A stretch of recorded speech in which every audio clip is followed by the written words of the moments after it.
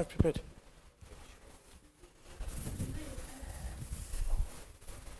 I'll get you attention.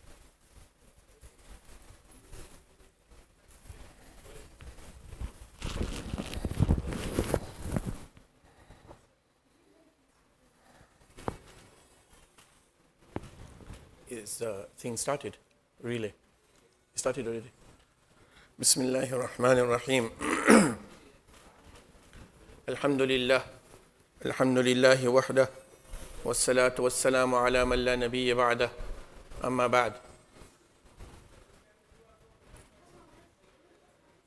قال رسول الله صلى الله عليه وآله وسلم من رأى منكم منكرا فليغيره بيده فإن لم يستطع فبلسانه فإن لم يستطع فبقلبه ذلك أضعف الإيمان أو كما قال عليه الصلاة والسلام رب يسر ولا تعسر وتمم بالخير وبك نستعين يا فتاح رب اشرح لي صدري ويسر لي أمري واحلل عقدة من لساني يفقه قولي اللهم لا علم لنا إلا ما علمتنا إنك أنت العليم الحكيم إن الله وملائكته يصلون على النبي يا أيها الذين آمنوا صلوا عليه وسلموا تسليما اللهم صل على سيدنا ونبينا وشفيعنا وحبيبنا ومولانا محمد وبارك وسلم عليه. My dear respected brothers, elders, mothers and sisters, As-Salaam alaikum wa rahmatullahi wa barakatuh.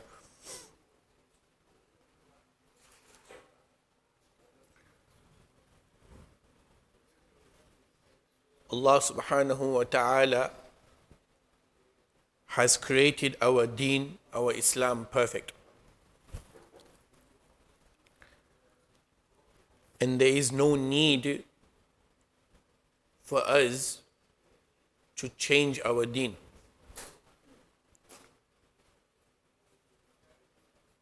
One thing we lack,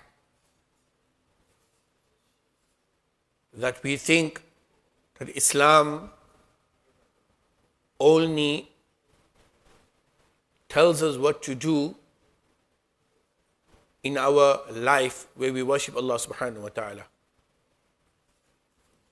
So when we learn about Salah, Zakat, Hajj, Umrah, fasting in the month of Ramadan, and a few du'as here and there, we look towards Islam.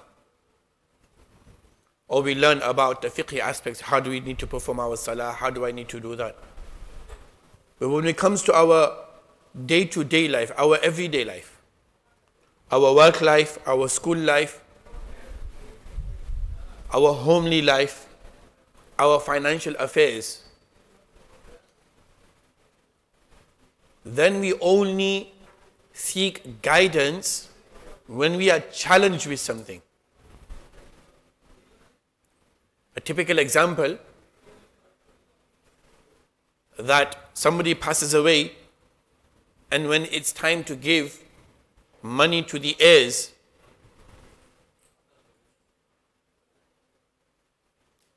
and the money is not given or is prolonged for years and years and years and generation upon generation. Happens a lot within our communities. And then suddenly we need the money, or suddenly we find out that I am also entitled. Then we will go running to the ulamas or the muftis to get a fatwa. Likewise, when it comes to marriage, we fall in inverted commas, we fall in love. Parents are saying no. Parents are saying no. Or there's backlash from one particular member of the family, or the girl's family, or the boy's family. Then we come to the ulama-i-kiram for a solution. So whenever we are faced with challenges, this is when we come to the ulamas for a solution, or that's when we turn towards Islam for a solution.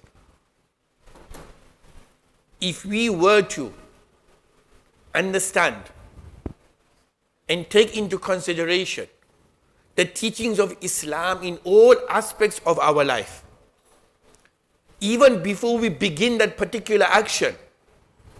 I'm looking for a girl. I want to get married. How do I do it? How do I do it? What is the tariqah? What is the method? Shown to us by Rasulullah alayhi salam. Shown to us by our elders, our community elders. One point I will mention in a little while. What is the method? So before even we begin, we need to go to the ulamas to do what? To seek guidance. So that when we start the task, or before we begin the task, right from its initiation, we're doing it correctly. We're seeking a girl correctly. This is where barakat lies. This is where blessings lies. We'll have no problems. And even if you are faced with an issue, there will be a solution. But if we start looking towards Islam when we are stuck, so when we initiated the task, whether it's work, whether it's our financial dealings, we did it not according to Islam, we did it haram. And then we look for solution in Islam, you will not find it.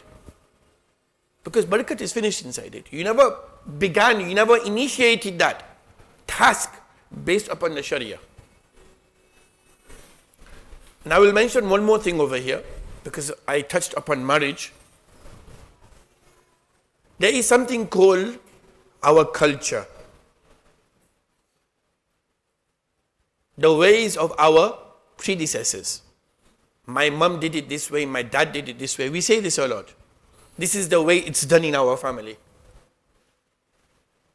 Culture. In Sharia, this is called urf. If you ask the fuqaha and the muftiyan kiram, there's something called urf. Urf means something that's done in the community. It's a regular thing. Is this allowed in Islam? It is. As long as the way and the method carried out by our family members, our parents, our ancestors, is not against the sunnah of Rasulullah alayhi salatu wassalam, that should be taken into consideration. Today, what do we say? Oh, mom, you're old-fashioned, you're old school. Grandparents, you're old school. But it's not old school. It's not old school. By following them and listening to them, we can achieve a lot in our life. Culture is very important. Very important. Especially when it comes to dealing with other people. How to deal. How to deal with matters of marriage. If there's issues, there is problems. There's a community issue, there's a family issue. How do you deal with it? Your parents will teach you. There's a hadith of Rasulullah sallallahu alayhi wa sallam, أَنزِلُوا النَّاسَ مَنَازِلَهُم. Treat people according to their status. How to treat people? The elders of the family. There's a special way you treat them. There's a methodology. Our Western concept, our mind, brought up in a Western world, it's very difficult to understand this. For example, you'll say that, oh, you have to invite that particular person first. There's a reason why they say that. It's important that you go to this person first. There's a reason for that. Because no, I don't want to tell that person. I don't want to involve that. But he's the elder of the family. You must go to that particular member of the family and just mention it to them. It's out of respect, out of honor. So today we see our parents as the community or leaders of our family. Even in a marriage, if you get the kunkotri, what's it called? The marriage invitation. You get the marriage invitation? In my language, you call it kunkotri. I don't know what you call it in Gujarati. Same thing, kunkotri. In kunkotri, you will see that so-and-so, the daughter of the late, or the granddaughter of the late so-and-so. You will see it written there. If my cousin sister is getting married, you will see at the bottom, the daughter of the late, or the granddaughter of the late Muhammad and Khatija Panjwani. You will see it written. They will not write their own names. The parents will not write their own names. So in honor of their parents. Why? Several reasons for it. One of the reasons is that they are well known in the community than they themselves are. My uncle is not that well known in the community, but my grandfather is.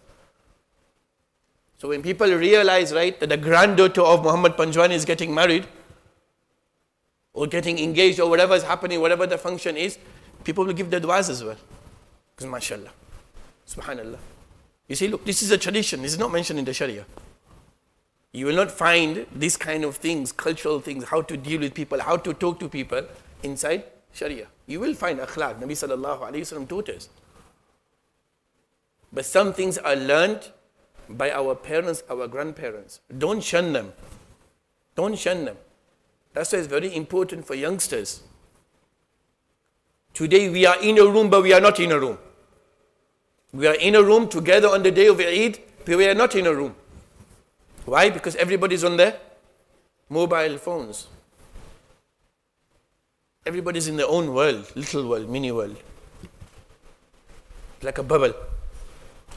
Eid day we all meet together. 30 people, 40 people gather together in one house, but every single person is on their mobile phones, or they hang around with the youngsters. And if they go and sit with the elders of the family, they will go and say, Eid Mubarak, As-Salaam alaikum, Eid Mubarak, and they're out again. They will not sit with them. You can only become wise if you stay with the people of wise.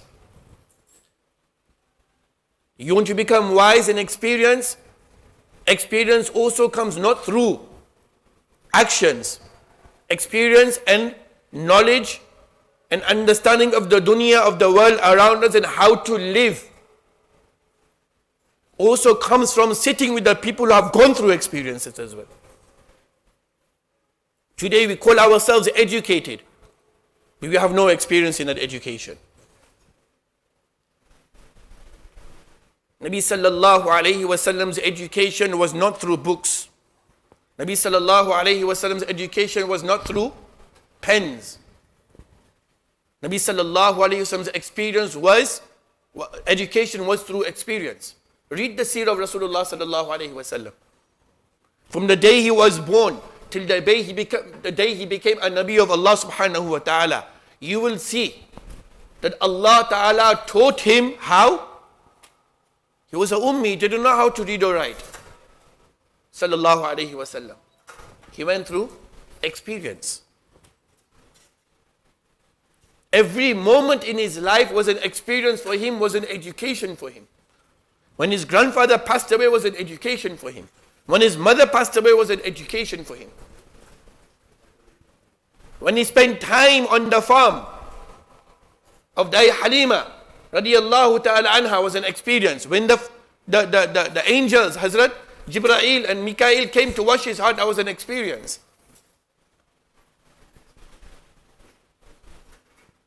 Was an experience. And it is well known. You're talking about culture and all that. I will tell you the culture of Rasulullah sallallahu alayhi wa sallam. The most beloved son and grandson of Abdul Muttalib, the grandfather of Rasulullah sallallahu alayhi wa sallam, was Rasulullah sallallahu alayhi wa sallam. Was Rasulullah sallallahu alayhi wa sallam. No one had the guts. Kisi ki majal nahi thi. No one had the guts to sit on the carpet of Abdul Muttalib except for Nabi sallallahu alayhi wa sallam. All his sons used to sit around him, his sons. The likes of Abbas, the likes of Abu Lahab, Hamza.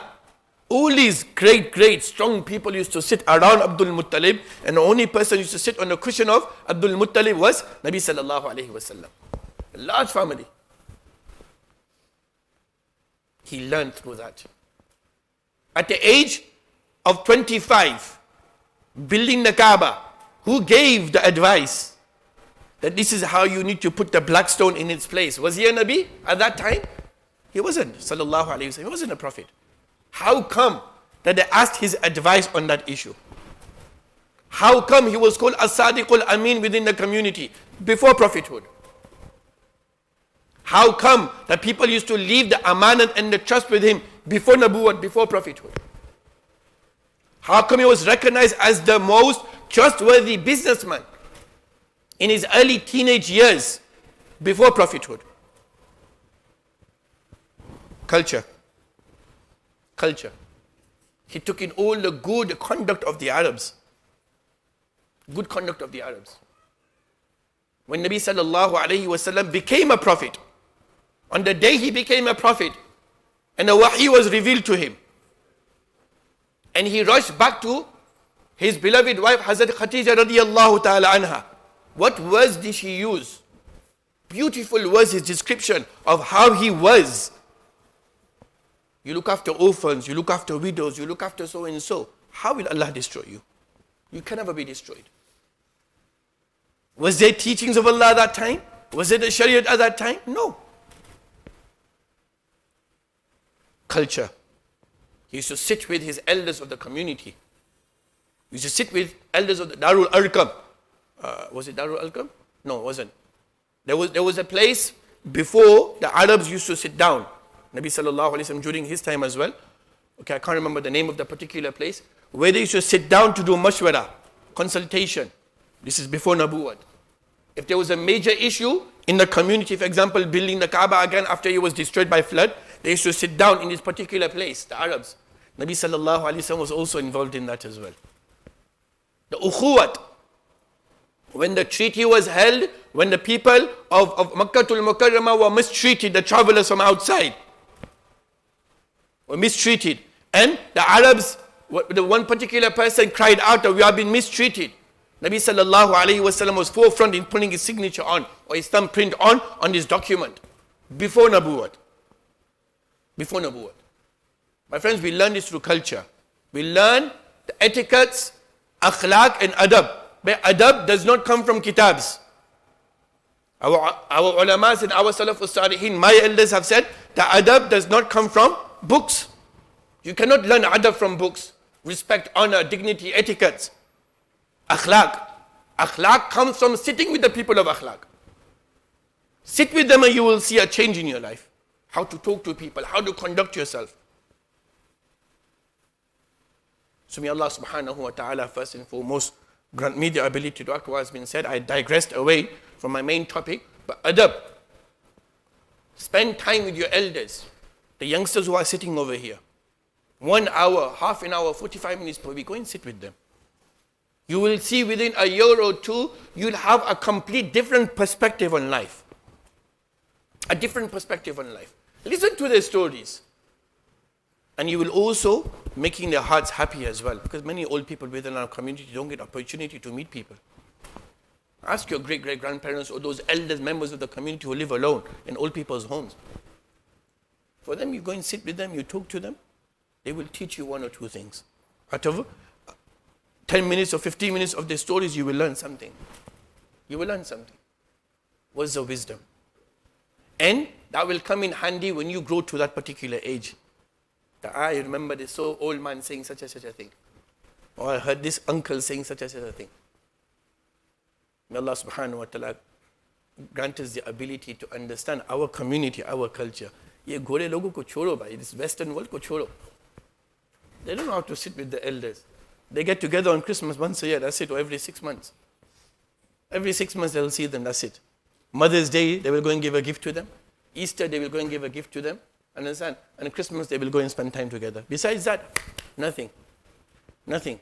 That's why they are culturally completely finished. There is no culture left. They say we've got British culture, British lifestyle, this and that. But there isn't. If you look at British culture, I teach in a school, I know. British culture or British values and all that, where do they come from? Where they come from those countries which they conquered. They adopted those cultures from there. Respect, equality. But what did equality last in this country in the 17th century? Lift the books. They didn't know what equality was. But they didn't know how to clean themselves. And then clean themselves. They learned how to clean themselves from Spain in the 15th century. Queen Elizabeth I, she never used to have a bath. Fact.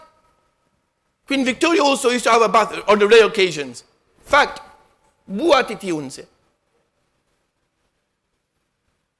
Islam taught them. Our Asian culture taught them. I won't say Islam only. Our Asian culture, the countries that they traveled And they conquered. They picked up all these values from there and gave it a title, British values. दूध भी British values. वो हमारी values है. Equality, Islam teaches that. Respect and honor, Islam teaches that. 1430 years ago, Nabi sallallahu alayhi wasallam lived in Medina with not one, not two, not three, four different types of people living in that community. The Munafiqun were living there, the Jews were living there, the Mushrikun were living there. The Muslimun were living there, and amongst the Muslims, the different tribes of the Arabs. Everybody knows the Arab tribes used to fight with one another in small, small matters. 5 different communities in such a small town. It was small, huh? Very small. Medina was very small. The gates of the Haram, Medina, was classified as outside of Medina at that time, in the time of Nabi sallallahu alayhi wa sallam. We can only learn this from sitting with our elders and reading the life story of Rasulullah sallallahu alayhi wa sallam. I'll leave you with these 2 things. May Allah subhanahu wa ta'ala grant me the ability, like has been said. Subhanallah wa bihamdihi, subhanakallahumma wa bihamdika wa nashhadu an la ilaha illa ant, nastaghfiruka wa natubu ilayk. Jazakumullah. I think it's sunnahs. Sunnahs? The collection taking. But there's a few announcements. One announcement is that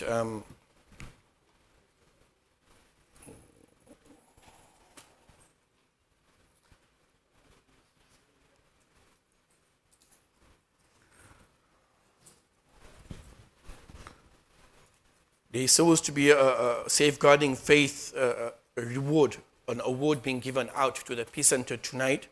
But that's been delayed. It's not going to be tonight. There's also going to be a Madrasa Fun Day tomorrow. So all students arrive at 8:55. And there's also the annual Madrasa Jalsa as well on Saturday the 15th of July at 2:15. We need the community to donate generously towards the prize. We need to raise £1,000. So there is a box out there, a small box, to put cash inside, particularly for the Jalsa itself. And there's also QR codes around the building. If you go outside, you'll see QR codes. You can scan it and donate also towards that as well. Particularly, we need £1,000, inshallah. Okay, so we need 250 people just to give £4. If you can't give £4, give £3 or £4, inshallah, towards the Jalsa as well, towards the prize giving of the students, inshallah. Jazakumullah.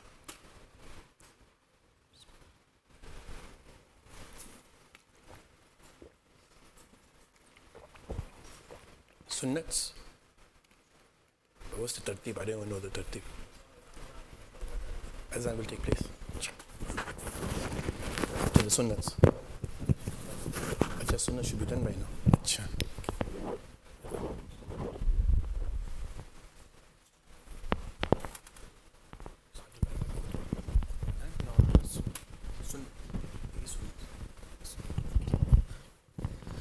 الله أكبر الله أكبر الله أكبر الله أكبر أشهد أن لا إله إلا الله أشهد أن لا إله إلا الله أشهد أن محمد رسول الله أشهد أن محمد رسول الله حي على الصلاة حي على الصلاة حي على الفلاح حي على الفلاح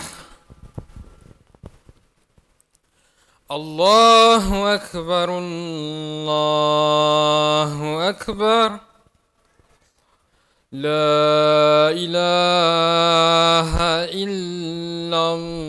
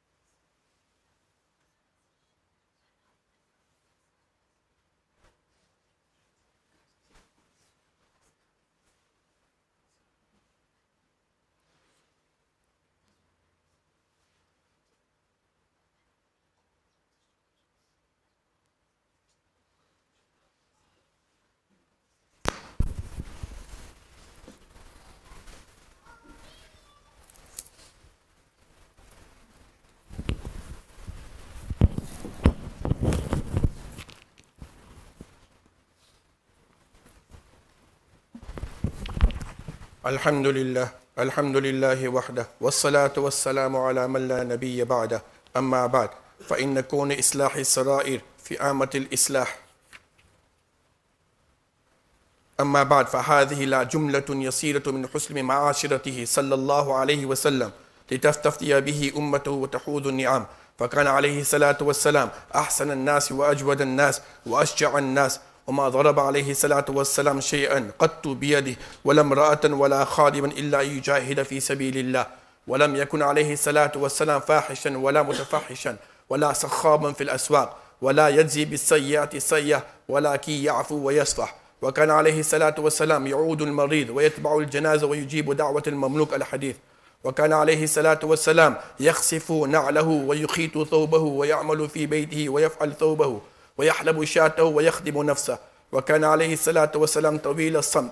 وقال أنس رضي الله تعالى عنه: خدمت النبي صلى الله عليه وسلم 10 سنين فما قال لي أف ولا لم صنعت ولا أصنعت. وقيل: يا رسول الله عدوا على المشركين. قال: إني لم أبعث لعانا وإنما بعثت رحمة. وكان عليه الصلاة والسلام أشد حياء من العذراء في خدرها، فإذا رأى شيئا يكره عرفناه في وجهه، وتمامه في كتب الحديث. أعوذ بالله من الشيطان الرجيم، وإنك لعلى خلق عظيم.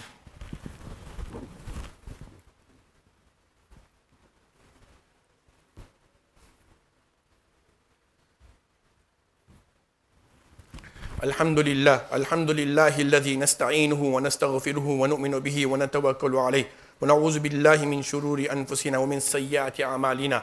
من يهده الله فلا مضل له ومن يضلله فلا هادي له. ونشهد أن لا إله إلا الله وحده لا شريك له، ونشهد أن سيدنا ومولانا محمدا عبده ورسوله. أما بعد، فقد قال الله تعالى: إن الله وملائكته يصلون على النبي يا أيها الذين آمنوا صلوا عليه وسلموا تسليما. اللهم صل على سيدنا ونبينا وشفيعنا وحبيبنا ومولانا محمد وبارك وسلم. وقال تعالى: رضي الله عنهم ورضوا عنه، ذلك لمن خشي ربه. اللهم أعز الإسلام والمسلمين في كل مكان، اللهم انصر الإسلام والمسلمين في كل مكان. اللهم لك الحمد كله ولك الشكر كله وإليك يرجع كله. اللهم ربنا آتنا في الدنيا حسنة وفي الآخرة حسنة وقنا عذاب النار. اللهم رب ارحمهما كما ربياني صغيرا. اللهم رب ارحمهما كما ربياني صغيرا. اللهم ربنا هب لنا من أزواجنا وذرياتنا قرة أعين واجعلنا للمتقين إماما، واجعلنا للمتقين إماما.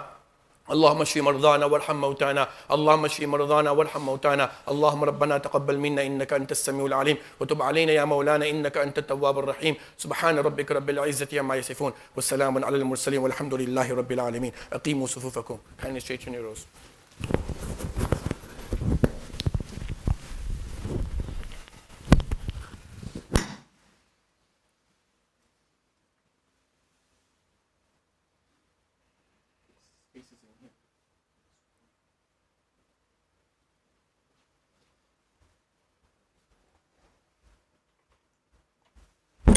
There's a few more spaces inside the small room. Please fill in the gaps. Make sure the heels are on the line.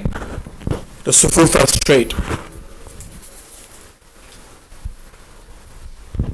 الله أكبر الله أكبر، أشهد أن لا إله إلا الله، أشهد أن محمد رسول الله.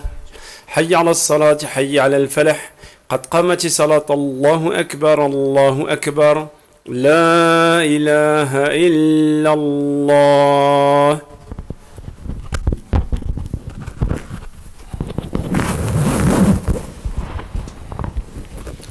الله أكبر.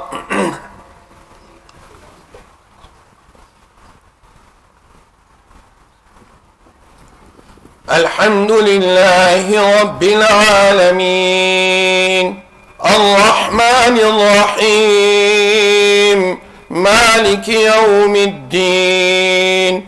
إياك نعبد وإياك نستعين، اهدنا الصراط المستقيم، صراط الذين أنعمت عليهم غير المغضوب عليهم ولا الضالين.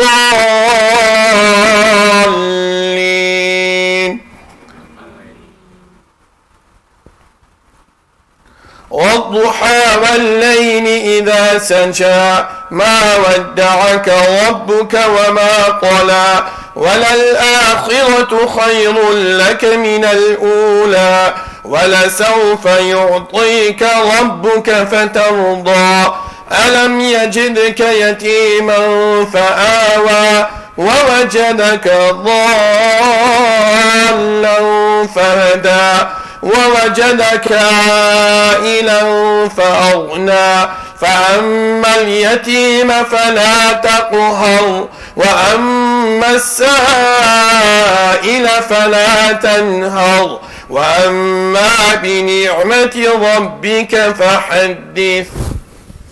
الله أكبر.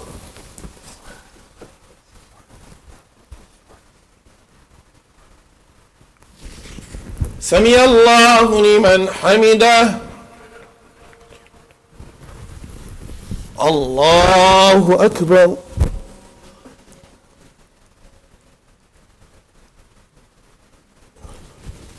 الله أكبر. الله أكبر.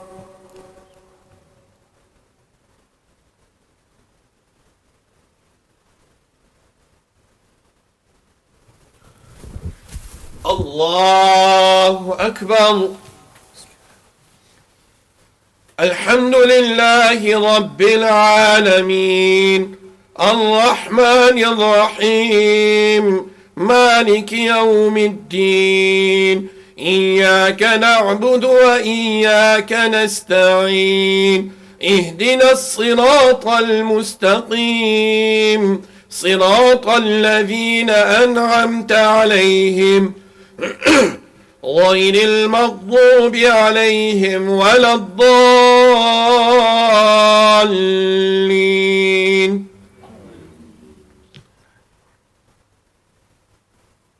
والعاديات ضبحا فالموريات قدحا فالمغيرات صبحا فأثرن به نقعا فوسطن به جمعا إن الإنسان لربه لكنود وإنه على ذلك لشهيد وإنه لحب الخير لشديد.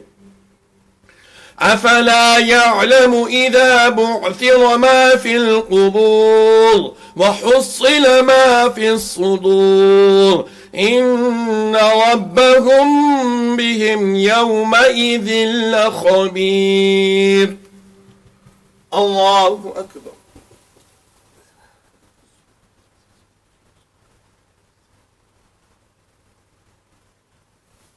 سمع الله لمن حمده.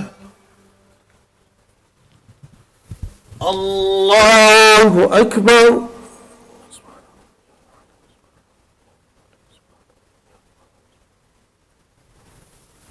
الله أكبر.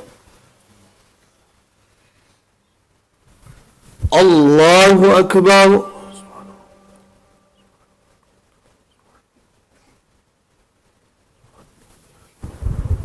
الله أكبر.